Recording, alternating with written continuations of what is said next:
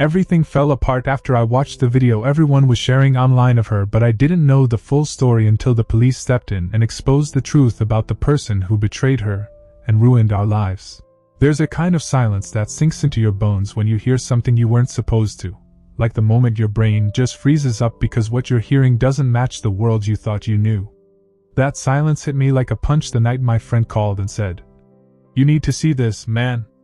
I didn't want to be the one, but you deserve to know. I thought he was messing with me at first, maybe exaggerating, just trying to stir something up. But when he sent the link, and I clicked, everything inside me just dropped. The silence inside me turned into something heavier, colder, like all the air in my chest had been sucked out. It was her. No doubt about it. Her face. Her voice. That tiny scar on her shoulder I used to kiss. And she wasn't just in the video, she was the center of it. I just stared, frozen, trying to tell myself it wasn't real. Maybe it was fake, maybe someone who just looked like her, maybe AI, anything but her. But the longer I watched, the more that little hope inside me broke apart. I felt sick. I felt humiliated. It was like someone had taken everything I believed about love and trust and crushed it into something dark and empty. I shut the laptop so fast it almost cracked. My hands were shaking. My mouth was dry. My brain just stopped working. There wasn't sound in my head, not exactly, just this pressure, this static, like every thought was crashing into another with no way through. We'd been together almost 2 years. She wasn't just my girlfriend, she was my best friend. My place of peace. The person I thought I'd grow old with. I knew every curve of her laugh, every tiny breath when she slept. We shared everything. Or, I thought we did. I didn't even call her. Couldn't. I just sat there in the dark, curled up with my arms around my knees like I was holding myself together by force. My phone buzzed a few times, her name flashing on the screen, but I didn't answer. I couldn't. I couldn't hear her voice, not yet. I didn't know if I ever could again. The betrayal, it didn't just sting. It tore through me. It felt like something sacred between us had been ripped wide open and thrown out into the world. And then came the other thought, what if she chose this? What if it wasn't leaked? What if it was shared on purpose? That made my stomach twist. The next morning, I hadn't slept a second. Just lay there, staring at the ceiling, too tired to move, too numb to rest. Around 8 a.m. I texted her. "We need to talk. Now." She showed up at my door soon after. Her eyes were swollen, her face pale like she hadn't slept either. She tried to hug me. I stepped back. "Don't," I said. I barely recognized the sound of my own voice. "Is it real?" I asked. No build-up. Just that. She broke. Started sobbing on the spot, covered her face, nearly collapsed like her guilt weighed more than she could carry. "Please," she whispered. "Please let me explain." I didn't speak. Just stood there with my arms crossed, waiting for something that could make this feel like it wasn't the end of everything. What she told me, it wasn't what I expected. She said it was from more than a year ago. Long before we were ever together. That someone she trusted had recorded it, without her permission. And recently, he'd been threatening her. Demanding money. Saying he'd release it if she didn't pay. She said she tried to handle it on her own. She was scared. Ashamed. Embarrassed. And when she didn't give him what he wanted, he followed through. My first reaction? Honestly, I didn't believe her. Part of me thought she was just making it up, trying to cover herself. But the part of me that still loved her, the part that knew her, saw something else. Her hands wouldn't stop shaking. Her eyes looked hollow. Empty in a way I hadn't seen before. I wanted to believe her. I really did. But that video, it had already done something to my trust. I asked her why she didn't tell me. Why she let me find out like that. Through a message from someone else. In the most painful way possible. And she just kept repeating. "I thought I could make it go away. I didn't want to lose you." She told me she'd reported it to the police. But they didn't act right away. Said she'd need proof that it wasn't something she'd agreed to. She was waiting on some cyber investigation, something that would trace where the upload came from. I didn't know what to say. I didn't even know how to stand in the same room with all that pain, hers and mine both, crashing together. I told her I needed space. I told her I couldn't unsee what I saw. And I meant that. That night, I locked the door and cried harder than I've ever cried before. Not just because I was hurt, but because I was grieving. Grieving the love I thought I had. The version of her that I thought I knew. The innocence between us that felt gone. The next few days were a blur. Nothing felt real. I'd be brushing my teeth or scrolling social media, and suddenly I'd remember that the person I loved had been exposed in a way no one ever should be. That what we shared had been violated by someone I didn't even know existed. I didn't know how to look at her anymore. Because that image, it was still there. Burned into the back of my mind. And yet, her words kept echoing. About the threats. About how scared she was. About the police. About how she didn't know how to tell me. So I asked her, show me. Texts. Emails. Anything that could prove what she was saying. She hesitated. But eventually, she sent them. All of it. Screenshots. Messages. Voice notes. And when I read through them, my heart just sank. The threats were real. The person was real. The fear in her words, that wasn't made up. And slowly, something started to shift in my mind. Maybe this wasn't betrayal. Maybe this was trauma.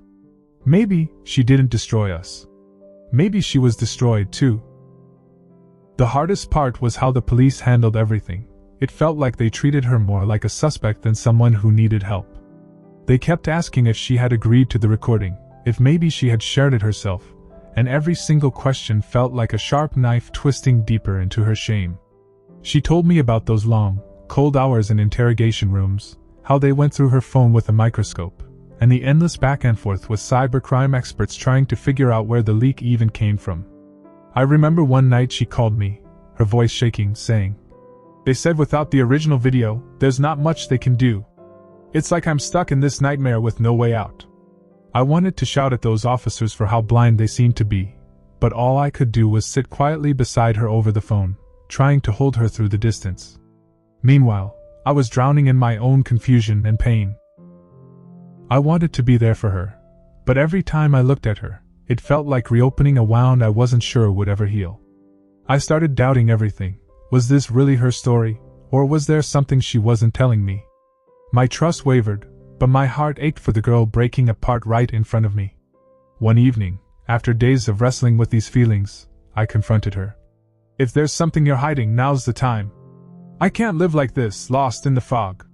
She looked me straight in the eyes and whispered, "I've never lied to you. I swear, this is everything." And in that moment, I realized that truth isn't always clean or simple. It's messy and painful, but it's all we have to hold on to. Slowly, as the investigation moved forward, pieces began to fall into place. The police tracked IP addresses and uncovered a twisted web of threats and manipulation, all leading back to a former coworker she had trusted months ago. That betrayal hit me in a different way. Someone so close to her, someone she confided in, had orchestrated this nightmare. I felt a strange mix of relief and fury. Relief that it wasn't her choice, fury that someone could be that cruel. Watching her face the legal battles, sit through hearings, and answer invasive questions broke my heart. But through it all, she showed a strength I hadn't seen before, a fierce determination to take back control of her life. For me, healing came slower. I wrestled with jealousy, pain, and the shame of being dragged unwillingly into this nightmare. Nights went by where I lay awake, wondering what our future even looked like now. Would I ever see her without that video haunting my mind? Could I forgive myself for doubting her? One night, I found her sitting alone, staring at her phone, tears quietly streaming down her face. I sat down beside her and took her hand. "I don't know how we get past this," I told her honestly. "But I want to try. Not just for us, but for you." She squeezed my hand and gave a fragile smile that broke through the pain. What the police investigation revealed didn't just expose the leak, it uncovered the depth of her courage and the shadows lurking behind our relationship. In the end, I learned that betrayal isn't always clear-cut. Sometimes, the biggest act of love is choosing to believe when everything feels broken. We didn't have all the answers, and maybe we never will. But step by step, we started to rebuild, honesty as our foundation, knowing healing takes time, and trust, once shattered, can grow again if you're willing to fight for it. Even after the police confirmed who did it and took legal steps, the aftermath felt like it would never end. That video had spread everywhere, across platforms, shared again and again by people who didn't know her, who never cared about the hurt behind those pixels. Every time her phone buzzed, it was like another reminder. Hateful messages, cruel comments, strangers tagging her in posts, like they wanted to mark her as broken, exposed, ruined.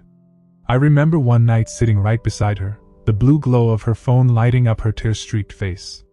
Her hands were shaking as she scrolled through messages no one should ever have to see. "How do I make it stop?" she whispered, voice barely steady. And I didn't have an answer. I wanted to protect her, but the storm just kept coming, stronger and relentless. The hardest part was watching someone I loved become a target, feeling so helpless as she fought battles no one should have to face alone. Our relationship got tested in ways I never expected. There were moments when anger bubbled up inside me, raw and suffocating.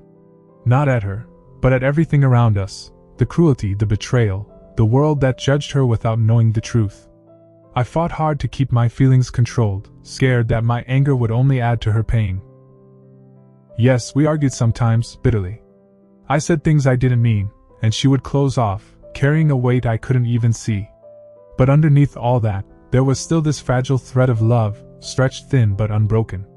We started going to therapy together, trying to untangle the mess of trauma, guilt, and broken trust.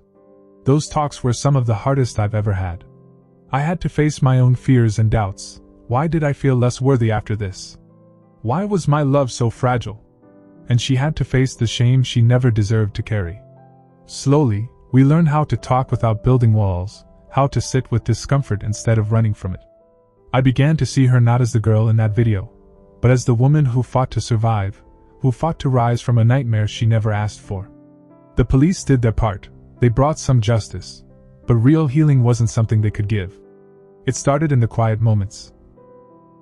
Holding her hand, wiping her tears, telling her she wasn't alone. We found strength in being vulnerable together, building a kind of honesty that didn't pretend the past never happened but faced it straight on.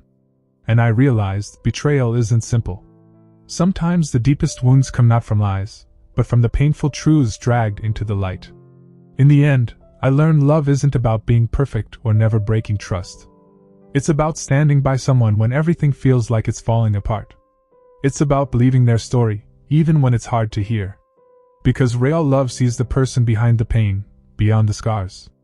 And that kind of love, fragile as it may be, is always worth fighting for. The road ahead wasn't easy.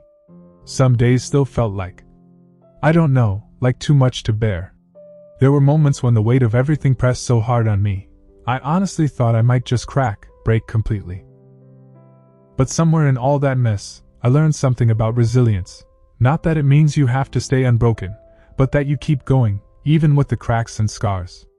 I learned to separate the world's image of her from who she really was, to see her courage, her vulnerability, and that fierce fight she had to reclaim her dignity. We made new promises, not the kind of fairy tale promises about forever and flawless love, but honest ones about holding space for each other's pain, about facing uncertainty together. Trust had to be rebuilt from scratch, brick by brick, with patience and those countless little moments when truth came through. Sometimes that meant sitting in silence, sometimes tears, sometimes laughter finding its way back through all the cracks. I also realized how important it was to set boundaries, for her, for me, for us. Blocking out toxic voices online, refusing to let strangers decide her worth, protecting our space from outside judgment. Healing wasn't some straight path. Some days we felt strong, hopeful. Other days lost and fragile. But we kept moving forward, step by step. This whole experience changed how I understood love and betrayal. It taught me betrayal isn't always a choice, or a sign of weakness. Sometimes it's a wound inflicted by others, a harsh, ugly reality that tests how much compassion you have. It taught me to hold space for complexity, to accept uncomfortable truths, and to believe forgiveness is possible, not for anyone else, but to free ourselves from being chained to pain. Looking back, I don't pretend the hurt just vanished overnight. or that the scars aren't still there.